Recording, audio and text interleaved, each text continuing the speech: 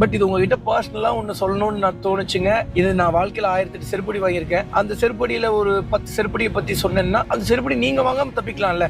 எப்படி செருப்படியில இருந்து தப்பிப்பது அப்படின்னு சொல்லி நான் கண்டுபிடிச்சிட்டேன். புக் எழுதலான் இருக்கேங்க. வெரி குட் கலக்குப்பா கலக்கு. நிறைய பேர் வந்து பாத்தீங்கன்னா நீங்க செருப்படி வாங்கி அதுல இருந்து தப்பிச்சிருந்திருப்பீங்க. பட் இன்னும் நிறைய பேர் அதே செருப்படி வந்து பாத்தீங்கன்னா அடிங்க பாஸ் என்னை அடிங்க அப்படின்னு சொல்லி வாங்கிட்டு இருப்பீங்க.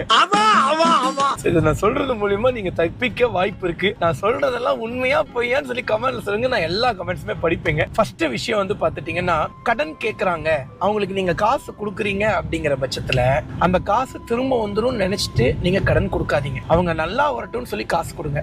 அதே மாதிரி முதல்ல நீங்க கடனே கொடுக்காதீங்க, சரிங்களா? ஏன்னா அவங்க வந்து பாத்தீங்கன்னா ஒரு கஷ்டத்துக்கு தான் நம்ம கிட்ட காசு கேட்கறாங்க. மனுஷனுக்கு எப்பவுமே வந்து பாத்தீங்கன்னா கஷ்டங்கிறது தீரவே தீராது. அதாவதுங்க தகுதிகள் ஏற ஏற செலவுகளும் ஏறிக்கிட்டே போகும். 150 rupees if you earn, you have problems for 200 rupees. You earn 1 crore, you have problems for 2 crore. நல்லா யோசிச்சு பாருங்க. நீங்க சொல்லியோ இல்ல அண்ணாங்க சொல்லியோ அக்காங்க சொல்லியோ இல்ல அம்மாங்க சொல்லியோ கேட்டிருப்பீங்க.